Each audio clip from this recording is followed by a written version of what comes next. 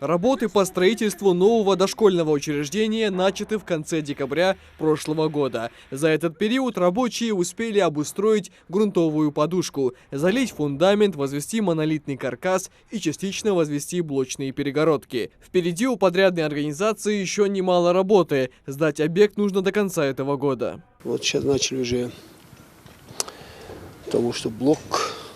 Сейчас мы возводим перегородки и будем выводить цоколь этажей. И все. В таком плане.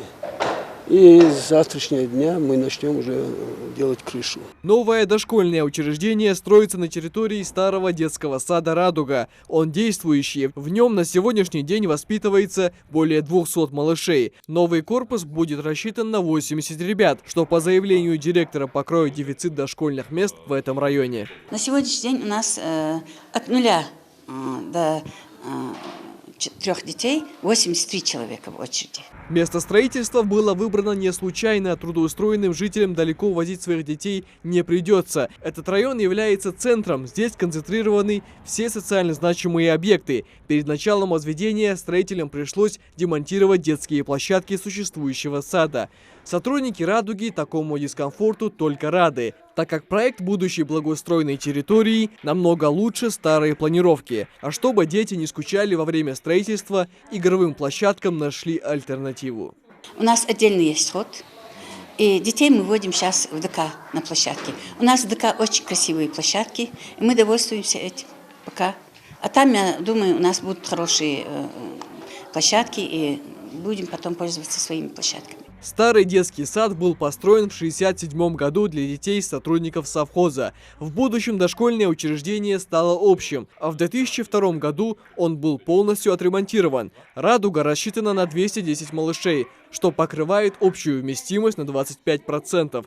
После возведения нового здания от существующего сада отказаться не планируют. Это здание у нас добротное, его даже грех сносить. Потому что вокруг такие деревья у нас. Эти деревья нас спасают летом. Зимой здесь тепло. Стены толстенные. Это же давнейшее здание. Оно очень хорошее, добротное здание. Мне кажется, его даже сносить грех.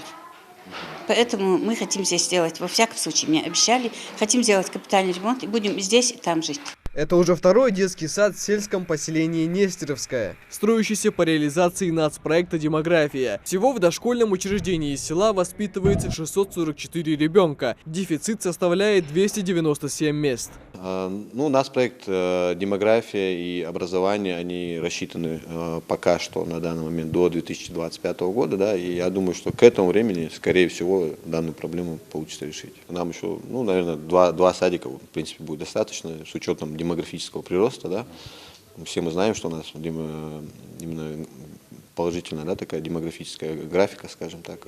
И, соответственно, 2 садика по 220 мест, в принципе, до этого населенного пункта вполне достаточно. Малышей в новом здании ждет интересный для детских глаз дизайн, архитектурные и планировочные решения. Порадует оформление и обстановка всех помещений, но и главное – оснащение уличных, игровых и спортивных площадок. Микаил Тангиев, Адам Гулоев, Джамалел Султыгов. Новости 24.